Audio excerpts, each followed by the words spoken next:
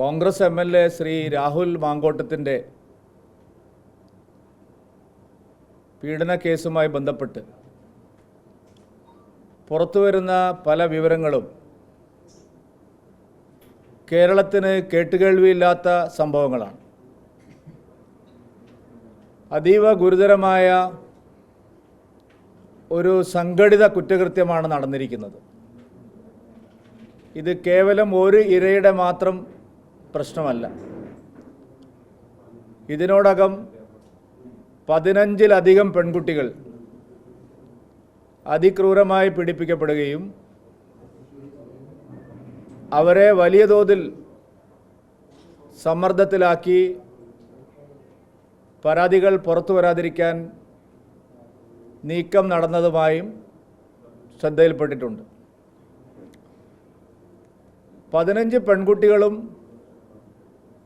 കളമശ്ശേരിയിൽ അതിഗുരുതരമായി പീഡിപ്പിക്കപ്പെട്ട ഒരു ആൺകുട്ടിയും സ്വകാര്യ ആശുപത്രിയിൽ ചികിത്സ തേടിയതിൻ്റെ വിവരങ്ങളും പോലീസിന് ലഭിച്ചതാണ്. ഇത് ഒരൊറ്റപ്പെട്ട സംഭവമല്ല.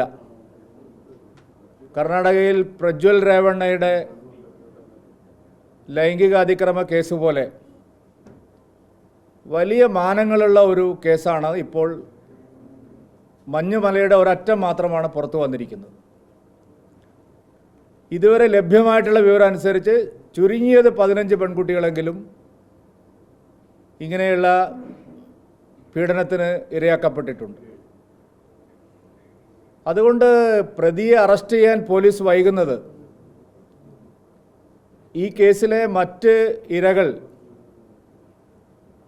അവരുടെ പക്കലുള്ള വിവിധങ്ങളായിട്ടുള്ള തെളിവുകൾ നശിപ്പിക്കാൻ പ്രതിക്കും അദ്ദേഹത്തിൻ്റെ കൂട്ടാളികൾക്കും അതുവഴി സാധിക്കും. ഇന്നലെ തന്നെ പ്രതിയെ അറസ്റ്റ് ചെയ്യാമായിരുന്നു. പക്ഷേ പോലീസ് വലിയ അമാന്തമാണ് കാണിച്ചത്. രക്ഷപ്പെടാൻ പഴുതുകൾ ഒരുക്കുകയാണോ എന്നുള്ള സംശയം ബലപ്പെടുകയാണ്. ഇന്ന് ഇത്ര സമയമായിട്ടും പ്രതിയെ സംബന്ധിച്ച് ഒരു സൂചനയും പോലീസിന് ഇല്ല എന്ന് പറയുന്നത് കേരള പോലീസിൻ്റെ കഴിവിനെക്കുറിച്ച് അറിയുന്നവരാരും ശരിയായി അത് വിശ്വസിക്കാൻ പോകുന്നില്ല.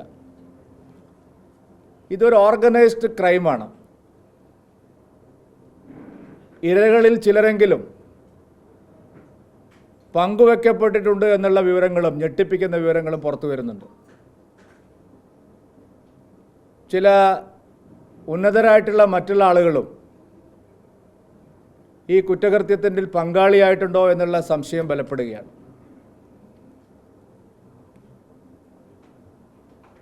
ഈ കേസ് ഉണ്ടായ സമയത്ത് തന്നെ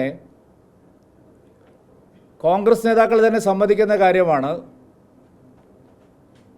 അതിജീവിതകളെ സഹായിക്കാൻ ആരെങ്കിലും രംഗത്ത് വന്നാൽ,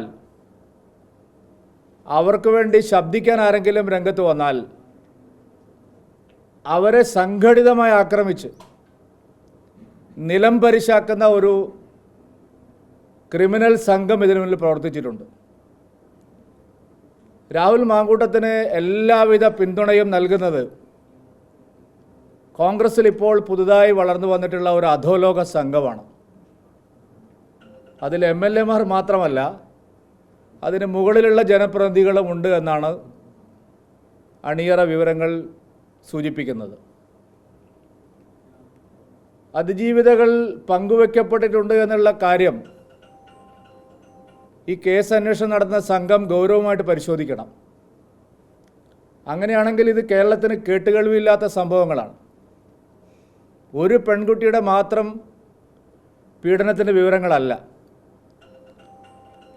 ശാരീരികമായി പീഡിപ്പിക്കുക, അവരെ ഗർഭിണിയാക്കുക, പിന്നീട് അശാസ്ത്രീയമായിട്ടുള്ള ഗർഭഛിദ്രം നടത്താൻ പ്രേരിപ്പിക്കുക, ഭീഷണിപ്പെടുത്തുക, സ്വകാര്യ ചിത്രങ്ങളും ദൃശ്യങ്ങളും പകർത്തുക, അതുപയോഗിച്ച് ബ്ലാക്ക്മെയിൽ ചെയ്യുക, ഇതെല്ലാം ഈ കേസിൻ്റെ മാനം വലുതാക്കുന്നതാണ്. ഞെട്ടിപ്പിക്കുന്ന സംഭവങ്ങളാണ് ഉണ്ടായിരിക്കുന്നത്. അതുകൊണ്ട് ഈ അന്വേഷണ സംഘം ഒരു ഇരയിൽ മാത്രം ഒതുങ്ങി ഈ കേസിനെ ലാഘവത്തോടെ കൈകാര്യം ചെയ്യരുത്. ലഭ്യമായിട്ടുള്ള വിവരങ്ങളെല്ലാം പോലീസ് തേടിയെടുക്കണം. ഭയപ്പെട്ടുകൊണ്ടും ബ്ലാക്ക് മെയിലിങ്ങിന് വിധേയമായും പരാതി പറയാൻ മടിച്ച ആളുകളെ അവർക്ക് ആവശ്യമായിട്ടുള്ള ധൈര്യം നൽകി അവരെ സത്യം തെളിയിക്കാനുള്ള ശ്രമങ്ങൾ നടക്കണം. ഒരു ഓർഗനൈസ്ഡ് ക്രൈമാണ് നടന്നിരിക്കുന്നത്. ഇതിനകത്ത് രാഹുൽ മാങ്കൂട്ടത്തിൽ മാത്രമല്ല, പല രീതിയിലും സഹായിക്കാൻ മറ്റു പലരും ഉണ്ടായിരുന്നു. ഇപ്പോൾ രാഹുൽ മാങ്കൂട്ടത്തിൽ മുങ്ങിയതിന് പിന്നിലും ഉന്നതന്മാരായിട്ടുള്ള ചില ആളുകളുടെ കൈകളുണ്ട് എന്നുള്ളത് സത്യമാണ്. അതുകൊണ്ട് ഈ കേസിനെ ഗൗരവത്തോടെ എടുക്കാൻ കേരള പോലീസ് തയ്യാറാവണം. രാഹുൽ മാങ്കൂട്ടത്തിന് എതിരായി ഉയർന്നു വന്നിട്ടുള്ള പല കേസുകളിലും സംസ്ഥാന ഗവൺമെൻറ് അയാളെ സഹായിക്കുന്ന നിലയാണ് സ്വീകരിച്ചത്. കേരളത്തിൽ ഇതുവരെ ഇല്ലാത്ത വിധം സംഘടനാ തെരഞ്ഞെടുപ്പിൽ തെരഞ്ഞെടുപ്പ് കമ്മീഷൻ്റെ തിരിച്ചറിയൽ രേഖ കൃത്രിമമായി ഉണ്ടാക്കിയ കേസ് കേരള പോലീസിൻ്റെ ക്രൈംബ്രാഞ്ച് തന്നെ അന്വേഷിച്ചതാണ് നേരത്തെ. അതായത് ഇലക്ഷൻ കമ്മീഷൻ ഉപയോഗിക്കുന്ന ഐഡൻറ്റിറ്റി കാർഡിൽ ഫോട്ടോ മാറ്റി, തല മാറ്റി, അഡ്രസ്സ് മാറ്റി, അത് സംഘടനാ തെരഞ്ഞെടുപ്പിൽ ഉപയോഗിച്ചതിൻ്റെ വ്യക്തമായ വിവരങ്ങൾ കേരള പോലീസിൻ്റെ പക്കലുണ്ടായിരുന്നു. എല്ലാ തെളിവുകളും അവർക്ക് കിട്ടിയതാണ്. ആ കാലത്ത് ഞങ്ങളൊക്കെ പോലീസിന് മൊഴി കൊടുത്തതാണ്. പല ആളുകളുടെയും വിവരങ്ങൾ സംബന്ധിച്ച് കൃത്യമായിട്ടുള്ള മൊഴി ഞങ്ങൾ കൊടുത്തതാണ്. പക്ഷേ എവിടെയോ കേസുകൾ ഒത്തുതീർപ്പാക്കപ്പെട്ടു. അന്ന് രാഹുൽ മാങ്കൂട്ടത്തിനെ നിയമത്തിൻ്റെ മുന്നിൽ കൊണ്ടുവരാൻ സാധിച്ചിരുന്നെങ്കിൽ എനിക്ക് തോന്നുന്നു ഇത്രയധികം പെൺകുട്ടികൾ ഇത്തരത്തിലുള്ള പീഡനങ്ങൾക്ക് വിധേയമാവുമായിരുന്നില്ല. ആ ഘട്ടത്തിൽ രാഹുൽ മാങ്കൂട്ടത്തിനെ സംരക്ഷിച്ചതുപോലെ ഈ ഘട്ടത്തിലും രാഹുൽ മാങ്കൂട്ടത്തിനെയും സംഘത്തെയും സഹായിക്കാനുള്ള നീക്കമാണോ എങ്കിൽ അത് സ്ത്രീ സമൂഹത്തോടും മലയാളികളോടും ചെയ്യുന്ന ഏറ്റവും വലിയ ക്രൂരതയാണ്. അതുകൊണ്ട് ഇതൊരൊറ്റപ്പെട്ട കേസായിട്ട് പരിഗണിക്കരുത്. പ്രത്യേക അന്വേഷണ സംഘം അന്വേഷിക്കുന്നുണ്ടെങ്കിൽ ഈ സംഘടിത കുറ്റകൃത്യത്തിൽ പങ്കാളികളായിട്ടുള്ള മറ്റുള്ള ആളുകളുടെ പങ്കിനെക്കുറിച്ച് കൂടി വ്യക്തമായി നിയമത്തിന് മുമ്പിൽ കൊണ്ടുവരാനുള്ള പരിശ്രമം ഉണ്ടാവണം. ജാഗ്രതയോടെ ഈ കേസ് കൈകാര്യം ചെയ്യണം. എൻ്റെ അറിവ്, ഞങ്ങളുടെ അറിവ് ശരിയാണെങ്കിൽ ഈ പറയുന്ന പല ആളുകളും പേടിച്ചിട്ട് മാത്രമാണ് പോലീസിൽ പരാതി നൽകാതിരുന്നത്. ഈ പെൺകുട്ടി പോലും വലിയ സമ്മർദ്ദത്തിനൊടുവിലാണ്. രാഹുൽ മാങ്കൂട്ടത്തിൻ്റെയും സംഘത്തിൻ്റെയും വലിയ ഭീഷണികൾ ഈ പെൺകുട്ടിക്കെതിരെ ഉണ്ടായിരുന്നു. സ്വകാര്യ ദൃശ്യങ്ങൾ ചിത്രങ്ങളായും ദൃശ്യങ്ങളായും പകർത്തിവെച്ച് അവരെ മാനസികമായി പീഡിപ്പിക്കുന്നുവെന്ന് FIR-ൽ തന്നെ പറയുന്നു. പീഡിപ്പിക്കുക, അതിനുശേഷം ഭീഷണിപ്പെടുത്തുക, ബ്ലാക്ക് മെയിൽ ചെയ്യുക, സമ്മർദ്ദത്തിലാക്കുക, കൊല്ലുമെന്ന് ഭീഷണിപ്പെടുത്തുക, വീണ്ടും വീണ്ടും പീഡിപ്പിക്കുക, അങ്ങനെയൊക്കെയുള്ള സംഭവങ്ങളാണ് നടന്നിരിക്കുന്നത്. അതുകൊണ്ട് ഇത് കർണാടകയിലെ കേസ് പോലെ വളരെ വലിയ മാനങ്ങളുള്ള ഒരു കേസാണ്. അതുകൊണ്ട് ആ നിലയിൽ ഈ കേസിനെ കൈകാര്യം ചെയ്യണം.